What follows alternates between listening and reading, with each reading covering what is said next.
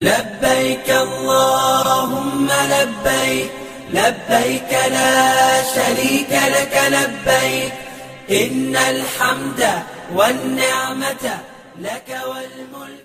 সম্মানিত দর্শক, আসসালামু আলাইকুম ওয়া রাহমাতুল্লাহি ওয়া বারাকাতুহু। দীপ্ত টিভি আয়োজিত হজ বিষয়ক অনুষ্ঠান লাব্বাইক আল্লাহুম্মা লাব্বাইকে আপনাদের স্বাগতম। এয়ার এশিয়া নিবেদিত উক্ত অনুষ্ঠানের সহযোগিতায় আরও যারা এগিয়ে এসেছে তারা হচ্ছে মাইক্রোফাইবার গ্রুপ, ডিএফএসকে, এহরাম সোপ ও শরীফ হজ গ্রুপ। বরাবরের ন্যায় আমরা এই অনুষ্ঠানে কিছু ইসলামী চিন্তাবিদ এবং বিশিষ্ট বরেণ্য ব্যক্তিদেরকে আমরা নিয়ে আসি। আজ আপনাদের সামনে এমনই একজন ব্যক্তিত্ব উপস্থিত হয়েছেন যিনি আলেমে দ্বীন, দেশ বরেণ্য একজন আলেমে দ্বীন, মুফতি সাইফুল ইসলাম। উনি খতিব হিসেবে দায়িত্ব পালন করছেন মসজিদ তাকওয়া সোসাইটি ধানমন্ডিতে। আপনারা ওনাকে চিনেন, একজন টিভি ব্যক্তিত্ব, এবং ওনার জ্ঞানগর্ভ আলোচনায় আজকে আমরা কিছু শরীক হব ওনার সাথে। আসসালামু আলাইকুম। জি, আপনাকেও স্বাগত জানাচ্ছি। কেমন আছেন? আলহামদুলিল্লাহ ভালো আছি। আপনি কেমন আছেন? আলহামদুলিল্লাহ। হজের মাস অলরেডি শুরু হয়ে গিয়েছে। আমরা হজ বিষয়ে কিছু আলোচনা করব। যারা বাংলাদেশ থেকে এবং পৃথিবীর বিভিন্ন দেশ থেকে অলরেডি এখন সৌদি আরবের মক্কায় মদিনায় অবস্থান করছেন তাদের ব্যাপারে, এবং আমরা যারা দূর থেকে হজ এই পুরো কার্যক্রমটা পর্যবেক্ষণ করছি, আমরাও আমাদের কিছু আমল কি হতে পারে এই সার্বিক বিষয় নিয়ে আপনার সাথে আমরা কিছু আলোচনা করব, কিছু মত বিনিময় করব ইনশাআল্লাহ। আমি প্রথমত একটু জানতে চাই যে আমরা যারা হজে যাই, বিশেষ করে বাংলাদেশ থেকে আমরা যারা এখানে যাই, সেখানে কেউ হয়তো একবার হজ করেছে, কেউ হয়তো হজ করেনি। এখানে বৃদ্ধ আছে, শিশু, মহিলা এবং অনেকেই আছে যারা এইটাই তাদের প্রথম বিদেশ সফর, এবং হজের বিষয়টা তাদের কাছে একদমই নতুন। এখানে কিছু অনেক আমল, দোয়া, এগুলোর কিছু বিষয় আছে। এই বিষয়গুলো খুব সংক্ষিপ্তভাবে তাদেরকে এটা বোঝানো, বা যাতে তাদের বেসিক বিষয়গুলো বাদ না পড়ে, ফরজ, ওয়াজিব, সুন্নত, এই বিষয়গুলো যাতে তারা পরিপালন করতে পারে খুব সুন্দরভাবে। এই ব্যাপারে আপনাদের খুব সংক্ষিপ্তভাবে কি নির্দেশনা থাকতে পারে, এই বিষয়টা যদি আপনি একটু আমাদেরকে আলোকপাত করেন। অনেক অনেক ধন্যবাদ। আপনি খুবই গুরুত্বপূর্ণ বিষয়ে টাচ করেছেন। মূল বিষয়টা হলো যে দেখুন, আমরা বাংলাদেশের প্রেক্ষাপটে যদি 10,000 টাকা কোথাও বিনিয়োগ করি, আমি কিন্তু 10 বার চিন্তা করি। এমনকি আমরা বাজার করতে গিয়ে যদি লাউ, আলু, পটল কিনতে যাই, সেটাও কিন্তু আমরা যাচাই বাছাই করি। আর কেউ যখন কোনো ব্যবসা বাণিজ্য করেন তখন তো 1000 বার চিন্তা করেন এটা করবেন কি করবেন না, কোথায় কিভাবে বিনিয়োগ করবেন। আমি বলবো যে যারা হজ করেন বা হজ করতে যান তারাও কিন্তু বিশাল একটা বিনিয়োগ করছেন। অবশ্যই আমরা এখন জানি যে হজ করতে অনেক টাকা দরকার। ন্যূনতম তার 6 লাখ থেকে নিয়ে আমরা 21 লাখ টাকা, 25 লাখ টাকা পর্যন্ত শুনে থাকি। বিভিন্ন প্যাকেজ আছে। তো এই যে লক্ষ লক্ষ টাকা তিনি ব্যয় করছেন, তিনি একটা মাস বা 40 দিনের জন্য সময় দিচ্ছেন, এবং শুধু তাই নয়, সেখানে গিয়ে তিনি গায়ে গতরে পরিশ্রম করবেন। এই সব কিছুই তো একটা বিনিয়োগ। তো এই ব্যাপারে তো আমাদের আরেকটু জানা বোঝা দরকার, এবং যাতে সহি শুদ্ধ হয় সেই বিষয়টা আসলে আমাদের বেশি গুরুত্ব দিতে হবে, আমাদের জানতে হবে, বুঝতে হবে। আমাদের আসলে অনেক সময় হয় কি, আমরা প্রশিক্ষণ নেই না বা প্রশিক্ষণ দেই না। আমরা ভাবি যে মোয়াল্লিম সাহেবকে যেভাবে টাকা দিয়েছি ওনার উপর সাওয়ার হয়ে আমরা কোনোভাবে হজ করতে পারলে সবসময় থাকবে না হাজিদের সাথে। এই যে আপনি বাস্তব কথাটা বলেছেন, এটা আমরা অনেকেই উপলব্ধি করতে পারি না, যেটা করুণ বাস্তবতা। বিশেষ করে হজের 5 দিন, 8 তারিখ থেকে নিয়ে 12 তারিখ বা 13 তারিখ পর্যন্ত, কখন কোথায় কে কোথায় থাকবেন, মোয়াল্লিম সাহেব চাইলেও দেখা যাবে যে উনি তাকে খুঁজে পাচ্ছেন না, উনি তাকে খুঁজে পাচ্ছেন না। তখন আপনি কি করবেন? এই জন্য আমরা বলবো যে অবশ্যই যাওয়ার আগে ভালো করে হজটা জেনে বুঝে প্রশিক্ষণ নিয়ে প্রস্তুতি নিয়ে যেতে হবে। জি, তো সেই প্রস্তুতির আলোকে আমি যেটা বলতে চাই, যেটা আপনি একটু আগে জানতে চেয়েছেন, সেটা হলো হজের প্রস্তুতির 3টা ধরন আছে। একটা প্রস্তুতি হলো যে আমাদের শারীরিক প্রস্তুতি, যেটা আমরা বলি যে সেখানে যাব, আমি সুস্থ থাকবো কিভাবে, কোথায় থাকবো, এগুলো আমাদের ঠিকঠাক প্রস্তুতি থাকে। কিন্তু বাকি 2 ধরনের প্রস্তুতির বেলায় আমাদের প্রস্তুতিটা একটু অন্যরকম থাকে, বা আমরা খুব একটা প্রস্তুতি নিই না। সবচেয়ে বড় প্রস্তুতি যেটা দরকার ছিল সেটা হলো জ্ঞানের প্রস্তুতি। আমরা সবাই কিন্তু ওখানে থাকার জন্য, থাকতে গেলে কি কি লাগবে তার সব প্রস্তুতি আমরা নিয়ে রাখি, কিন্তু ওখানে গিয়ে আমি কি করব সেই জ্ঞানের প্রস্তুতি না থাকার কারণে আমাদের অনেক সময় বেহাল দশা হয়ে যায়। তো এই জন্য আমি বলবো যে জ্ঞানের মধ্যে আবার দুইটা পার্ট আছে। একটা পার্ট হলো বাহ্যিক আমলগুলো কি কি করতে হবে, আর ওই বাহ্যিক আমলগুলোকে যদি আমরা খুব ভালোভাবে করতে চাই তাহলে এটার অন্তর্নিহিত অর্থগুলো আমাদের অনুধাবন করা উচিত। এই জ্ঞানের দুইটা ধরনকে যদি আমরা সমন্বয় করতে পারি, অর্জন করতে পারি, তাহলে আমাদের হজ ওমরা সুন্দর হবে। তো খুব সহজে যদি বলি যে যারা ওমরা প্রথমে করব, কারণ এখান থেকে প্রথমে যারা যান ওমরা করেন তারপরে হজ করেন। হজ মূলত 3 ধরনের, একটা হলো হজ্জে কেরান, আরেকটা হচ্ছে হজ্জে তামাত্তু, আরেকটা হচ্ছে হজ্জে ইফরাত। হজ্জে কেরান হলো যে একই নিয়তে একই সাথে তিনি হজ এবং ওমরার নিয়ত করলেন, ওখানে যাবেন, তিনি ওমরা করবেন, উনি সাই করবেন, তাওয়াফ রেখে দিলেন এবং তিনি একসাথে নিয়ত করলেন যে আমি এখন আর এই পরনের কাপড় আপাতত আর খুলব না।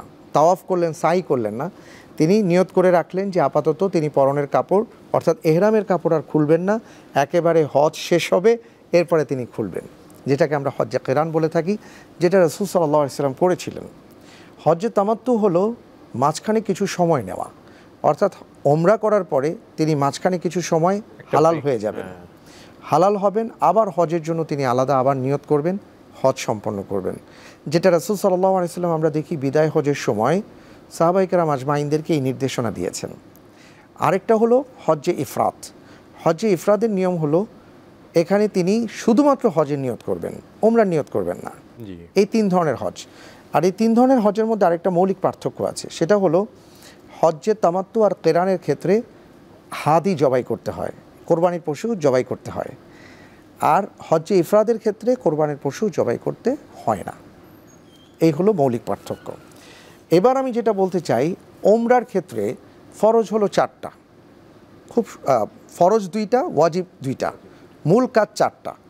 কি কি?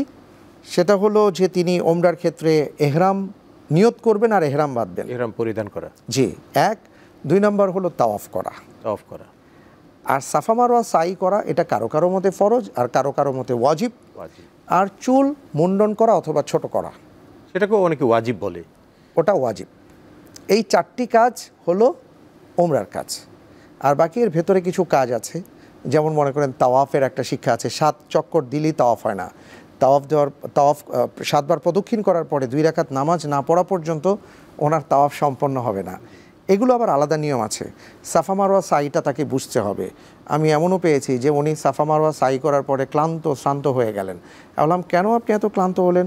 উনি বললেন, সাইফুল ভাই, এত বিশাল পাহাড়ের মাঝখানে জায়গা, সাফা মারওয়া 14 বার হাঁটা, এটা কি সহজ কথা? আমি বললাম, 14 বার কেন? বললেন, এই যে সাফা থেকে বের হয়ে মারওয়া থেকে আবার সাফায় আসছি 1 বার। আমি বললাম, ভাই এটা ছিল 2 বার, আপনি কেন? টোটালি 7 বার। হ্যাঁ, টোটালি 7 বার। উনি 14 বার করেছেন, ভেবেছেন এটা মনে হয় 7 বার, এইভাবে করতে হয়। তো এই জন্য এই সকল বিষয়ে আমাদের জ্ঞান অর্জন করা দরকার। তাওয়াফটা কোন দিক থেকে শুরু হবে, কোথায় গিয়ে শেষ হবে, এটা আমাদের জানা দরকার। এটা যদি মোহতারাম আপনাকে আমি এভাবে বলতে চাই যে 8ই জিলহজ থেকে 12ই জিলহজ পর্যন্ত এই যে 5 দিনের যে একটা খুবই হেকটিক যে সময়টা হাজিরা পার করেন, মূলত হজের ফরজ, ওয়াজিব, সুন্নতের মূল অংশটা কিন্তু এই 5 দিনের মধ্যে জড়িত থাকে আর কি বলা যায়। তো এখানে যদি এক খুব বুলেট পয়েন্ট আকারে যদি আপনি বলেন, বা অনেক আপনাদের ভিতর থেকে যারা হজ পরিচালনা করেন তারা কিন্তু এটাকে খুব সামারাইজ করে এমনভাবে নিয়ে এসছে যে 5 জায়গায় 5 দিনে 9 কাজ করাকে হজ বলে। এটা কি খুব সুন্দর হবে? হ্যাঁ, এটা আমরা 5টা দিন এবং 9টা কাজ আমরা যখন আর কি কাউকে বলি বা প্রশিক্ষণ দিয়ে থাকি অথবা হাজী সাহেবদের সামনে বলি আর কি, সহজভাবে উপস্থাপন করার, সহজভাবে বলার জন্য, যে আপনার মূলত হজের দিন হলো 5 দিন। 5 দিন, এই 5 দিন আপনাকে অত্যন্ত গুরুত্বপূর্ণ কিছু কাজ করতে হবে, এবং এই কাজগুলো আসলে 5টা জায়গায় হয়ে থাকে। মিনা, আরাফা, মুজদালিফা, তারপরে জামারাত আর মক্কা। এই 5টা জায়গায় মূলত আপনার 5টা কাজ আছে। সেই 5টা কাজ কি কি সেটা যদি আমরা বলি, 5 দিনে, 5 দিন মানে হলো 8ই জিলহজ থেকে নিয়ে 12ই জিলহজ পর্যন্ত। অর্থাৎ 8 তারিখে তিনি মিনায় থাকবেন, 9 তারিখে আরাফায় থাকবেন, 9 তারিখ রাত যখন, অর্থাৎ 10 তারিখ শুরু হয়ে গেল, রাত্রি যেমন তিনি মুজদালিফায় করবেন। এরপরে 10 তারিখে তিনি রওনা হয়ে জামারাতে চলে যাবেন। ওখান থেকে তিনি চলে যাবেন তাওয়াফ করতে মক্কা থেকে এরপরে তিনি মিনায় 2 রাত যাপন করবেন বা 3 রাত যাপন করবেন। ধন্যবাদ এই হলো আপনাকে বিষয়টি। শেখ, জি। আপনাকে অনেক অনেক ধন্যবাদ। আমরা এই 5 জায়গার কথা শুনলাম। যারা প্রথমে হজে যাচ্ছেন অথবা যারা হজটাকে এত ব্যাপকভাবে আত্মস্থ করার ক্ষেত্রে যাদের একটু অসুবিধা হয়, তাদেরকে একদম বুলেট পয়েন্ট আকারে যে বিষয়টা উপস্থাপন করলে পরে তাদের মূল বিষয়গুলো বাদ না যাবে। যেমন 5 দিনে 5টি জায়গায় 9টা কাজ। 9টা কাজ। জি। আমরা 5টা দিনের কথা আপনি বিরতির আগে বললেন। এখন যদি আপনি আমাদের 5টি ফরজ, ওয়াজিব, 3টি ফরজ। 3টি ফরজ, ওয়াজিব এবং সুন্নতের বিষয়গুলো একটু তুলে ধরেন, এবং অনেক ধন্যবাদ। 9টা কাজ সব মিলিয়ে। জি জি জি। ফরজ, ওয়াজিব, সুন্নতের 9টা কাজ, এই বিষয়গুলো কিভাবে আমাদের হাজিরা খুব সংক্ষিপ্তভাবে এটা মুখস্থ রাখতে পারে যাতে তাদের এই বিষয়গুলো বরখেলাপ না হয়। এটা অনেক অনেক ধন্যবাদ। আপনি খুব চমৎকারভাবে বলেছেন। অলরেডি আমাদের 5 দিন এবং 5 জায়গার কথা আমরা উল্লেখ করেছি। এখন রয়ে গেছে যে আমাদের 9টা কাজ আছে হজের মধ্যে, যেটা ফরজ এবং ওয়াজিব। এটাকে বাদ দেওয়া কিছুতেই যাবে না। কোনো কারণে বাদ পড়লে কিন্তু আমার হজটা প্রশ্নবিদ্ধ হয়ে যাবে। তো 3টা কাজ আমাকে করতেই হবে, যেটা হলো ফরজ। এর মধ্যে একটা হলো নিয়ত করা, যেটাকে আমরা ইহরাম বলে থাকি। একটা হলো নিয়ত করা। 2 নাম্বার হলো তাওয়াফ করা। হজের যে তাওয়াফ, এটা আমার জন্য ফরজ। আরেকটা হলো ওকুফে আরাফা, আরাফায় অবস্থান করা। এই 3টি হলো ফরজ। এটার কোনো একটা যদি বাদ হয়ে যায় তাহলে কিন্তু আমার হজ হবে না। বাকি 6টা কাজ যে আছে, সেই 6টা কাজ হলো আমাদের জন্য ওয়াজিব। কি কি সেটা যদি আমরা বলি, যেমন মনে করেন মুজদালিফায় অবস্থান, রাত্রিকালীন অবস্থান, খোলা আকাশের নিচে, মাগরিবের আগ থেকে নিয়ে অবশ্যই ফজর পর্যন্ত, ওনার এই পুরো সময় জুড়ে কোনো না কোনো সময় তাকে অবস্থান করতে হবে। 2 নাম্বার হলো জামারাতে পাথর নিক্ষেপ করা। পাথর নিক্ষেপের নিয়ম হলো প্রথম দিন বড় জামারাতে 7টা পাথর নিক্ষেপ করতে হয়। দ্বিতীয় দিন প্রথমে বড়, তারপরে মাঝারি, তারপরে ছোট, 3টা জামারাতে 21টা।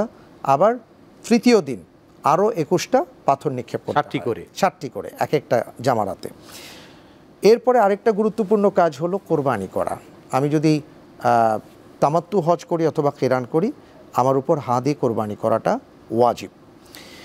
চতুর্থ বিষয় হলো যে আমার যখন কোরবানি হবে তখন আমি হয় মাথা মুন্ডন করব অথবা আমি চুলগুলো ছোট করব। রাসূল সাল্লাল্লাহু আলাইহি সাল্লাম মাথা মুন্ডনকারীর জন্য 3 বার মাগফিরাতের দোয়া করেছেন, আর যিনি চুল ছোট করেছেন তার জন্য 1 বার মাগফিরাতের দোয়া করেছেন পুরুষদের ক্ষেত্রে। 5 নম্বরে বলবো সাফা মারওয়া সাই করা। এটা অনেকের কাছে ফরজ, আবার অনেক ওলামায়ে কেরাম এটাকে ওয়াজিব মনে করেন। আর 6 নম্বর হলো যখন আমরা মক্কা থেকে চলে আসব তখন বিদায়ী তাওয়াফ করা। এই 6টি কাজ আমাকে করতে হবে, এটা হলো ওয়াজিব। এর মধ্যে কোনো একটা যদি ছুটে যায়, ভুল হয়ে যায়, তাহলে দম দিতে হবে। আর প্রথমে যে 3টি কথা বলেছিলাম আবারও রিপিট করতে চাই, সেটা হলো এহরাম বাঁধা, অর্থাৎ নিয়ত করা এবং এহরামের কাপড় পরা একই সাথে। জি, একই সাথে। এরপরে আরাফার ময়দানে অবস্থান করা এবং তাওয়াফ করা। এই 3টি কাজ ফরজ। এই 3টে কাজের কোনো একটা কাজ যদি বাদ হয় তাহলে কিন্তু হজ নষ্ট হয়ে যাবে, আবার নতুন করে হজ করতে হবে। ধন্যবাদ আপনাকে। খুব সুন্দরভাবে আমাদের যে মুদ্রা কথাগুলো আপনি তুলে নিয়ে এসছেন, এটা আশা করি হাজিদের অনেক উপকারে আসবে যদি এটা মনে রাখে, এবং এটাকে একটা হজ নির্দেশিকা আকারে, যে ছোট আকারে যদি এগুলো পয়েন্ট করে রাখে, তাহলে আমার মনে হয় এই বিষয়টা মানে কাউরি ফরজ, ওয়াজিব, সুন্নত বাদ পড়ার কোনো সম্ভাবনা থাকবে না। রাইট। যাই হোক, আমরা হজের আনুষ্ঠানিকতা সম্পর্কে কিছু জানলাম, হজের আহকামাত বিষয়ক কিছু পর্যালোচনাও আপনি ইতিমধ্যে করলেন। আর আমাদের একটা বিষয় হচ্ছে যে আমরা হজ করব, এটা আমরা যারা সামর্থ্যবান আল্লাহর কাছে আমরা যাব, আমাদের 5টি ফরজ কাজের মধ্যে একটি কাজ আমরা এটা সম্পন্ন করব, কিন্তু এই হজ থেকে আমাদের কি রুহানি শিক্ষা আমরা পেতে পারি, এটা আমাদের যারা হাজি সাহেবান আছেন তাদের একটু জানা উচিত আর কি আমি মনে করি, বা কুল্লু মুমিন মুসলিমিনদেরও এটা জানা উচিত যে হজই করলাম, হজের শিক্ষাটা কিন্তু আমরা গ্রহণ করলাম না। এই বিষয়টা আমাদের একটু জানা দরকার। এবং হজে কিছু সবর আছে, ধৈর্য, এই বিষয়টাও কিন্তু আমাদের একটু মাথায় রাখতে হবে। আমরা হজ চলাকালীন সময়ে আমাদের খুব ধৈর্যের সাথে কিছু বিষয় আমাদের পরিপালন করা উচিত। এই বিষয়গুলো নিয়ে আপনার কাছ থেকে একটু জানতে চাই। অনেক ধন্যবাদ। আপনি খুবই গুরুত্বপূর্ণ কথা বলেছেন যে আসলে হজের কিছু অন্তর্নিহিত শিক্ষা আছে। এই শিক্ষাটা যদি আমরা অর্জন করতে না পারি তাহলে বেলা শেষে দেখা যাবে যে হজ করে ফিরে আসার সময় জেদ্দা এয়ারপোর্টে আমি শুধু হজটা রেখে আসছি আর বাকি লাগেজের মধ্যে সব কিছু নিয়ে আসছি। তো আমাদের যে শিক্ষাটা নেওয়া দরকার এবং যেটার জন্য হজ, সেটা হলো আমাকে প্রথমে ভাবতে হবে যে আল্লাহ তাআলা যেহেতু এত অসংখ্য মানুষের ভিড়ে আমাকে তিনি বাছাই যাচাই করেছেন, সুতরাং আল্লাহ তাআলা চাচ্ছেন আমি যেন এখান থেকে কিছু শিক্ষা নিতে পারি। সেই শিক্ষাগুলো কি? যেমন মনে করেন আপনি সবরের কথা বলেছেন, হজের প্রথম শিক্ষাটাই হলো সবর, ধৈর্য ধারণ করা। প্রতিটা পদে পদে, প্রতিটা ক্ষণে ক্ষণে আমাদের ধৈর্যের পরীক্ষায় উত্তীর্ণ হতে হবে। যেমন মনে করুন আমরা যখন হজ করব বলে নিয়ত করেছি, টাকা পয়সা দিয়েছি, তখন থেকে আমরা অনেক ভাইদেরকে বোনদেরকে দেখেছি হা হুতাশ করা, ধৈর্যচ্যুতি ঘটে যায়, অস্থিরতার মধ্যে ভোগেন, কবে কি আসবে, ভিসা আসবে, কবে টিকিট হবে ইত্যাদি। আমি বলবো যে ভাই আল্লাহর উপর ছেড়ে দেন, আল্লাহ তাআলা দেখছেন আপনি কি নিয়ত করেছেন। এখন আপনার কাজ হলো আপনার নিজের মধ্যে আত্মিক প্রস্তুতি গ্রহণ করা। আপনি হজে যাচ্ছেন, আপনার নিজের ভেতরে প্রস্তুতি গ্রহণ করুন, মানুষের কাছে ক্ষমা প্রার্থনা করুন, মানুষের হক আদায় করে দিন, আল্লাহর কাছে বেশি বেশি করে দোয়া করতে থাকুন। এই যে এখান থেকেই আমাদের কিন্তু ধৈর্যের পরীক্ষা শুরু হয়ে যায়। আপনি লক্ষ্য করে থাকবেন, আমি নিজের চোখে এটা দেখেছি, সেটা হলো আমাদের বর্তমানেও এই বছরও যারা হজে যাচ্ছেন, ন্যূনতম তাকে তার ফ্লাইট ছাড়ার ন্যূনতম 6 থেকে 8 ঘন্টা আগে তাকে সেখানে উপস্থিত হতে হয়। এটা কিন্তু চারটিখানি কথা না। তো দেখা যায় এই যে 6 ঘন্টা মানুষ ওনারা যে ফ্লাইটে ওঠার আগে যে একটা বিশাল অপেক্ষমান অবস্থায় থাকেন, একসময় দেখি যে তাদের এখানে ধৈর্যচ্যুতি ঘটে যায়। ধৈর্যচ্যুতি হতে পারে, এটা কিন্তু হওয়া যাবে না। আল্লাহর উপর ভরসা করতে হবে, চুপচাপ থাকতে হবে, কারণ আল্লাহ তাআলা আপনাকে মেহমান হিসেবে নিচ্ছেন। তিনি দেখছেন যে আমি যাকে মেহমান হিসেবে ডেকেছি তার আচরণটা কেমন। বিমানে ওঠার পরে আপনি নিশ্চয়ই লক্ষ্য করেছেন, কারণ আপনি এক সময় হজের সেবা নিয়ে অনেক কাজ করেছেন আমি জানি, এবং বাংলাদেশের খুব বড় বড় ক্ষেত্রে আপনি অবদান রেখেছেন। আলহামদুলিল্লাহ, আল্লাহ আপনাকে আরও বড় করুন, আমিন। তো যেই কথাটা বলতে চাচ্ছিলাম সেটা হলো, আপনি লক্ষ্য করেছেন যে বিমানে ওঠার পরে আমাদের একটা অস্থিরতা কাজ করে, কে কোন সিটে গিয়ে উঠব। খুব দুঃখজনক হলেও সত্য, আমরা লোকাল বাসে চড়তে চড়তে এখন বিমানের ফ্লাইট আমাদের কাছে লোকাল বাসের মতন মনে হয়, জায়গা দখলের একটা জায়গা মনে হয়। অথচ আমরা খুব ভালো করেই জানি যে আমাদের ওই বোর্ডিং পাসের মধ্যে যে টিকিটটা দেওয়া হয়, টিকিটের মধ্যে কিন্তু জায়গা কোথায় বসবো সেটা লেখা থাকে, কিন্তু আমরা কিন্তু সেটা মানতে চাই। আর দুনিয়াবি যেসব বিষয়গুলো, ওগুলো আমরা মন থেকে বিতাড়িত করতে পারি না। তো এই যে দেখেন ধৈর্যের পরীক্ষা কিন্তু চলছে। জেদ্দা এয়ারপোর্টে নামার পরে অনেকের ধৈর্যচ্যুতি ঘটে যায়, এটা করা যাবে না। আমরা অনেক ভাইকে দেখেছি যে মক্কা শরীফ গিয়েছেন, যাওয়ার পরে ওনার মেজাজ খারাপ, ওনার ক্ষুধা লেগেছে। ভাই আপনি মক্কায় আসছেন, আপনি যেন তেন জায়গায় আসছেন না, আপনি এমন একটি জায়গায় এসছেন যেই জায়গাটাকে আল্লাহ তাআলা গোটা পৃথিবীর মধ্যে শ্রেষ্ঠ জায়গা বলে ঘোষণা করেছেন।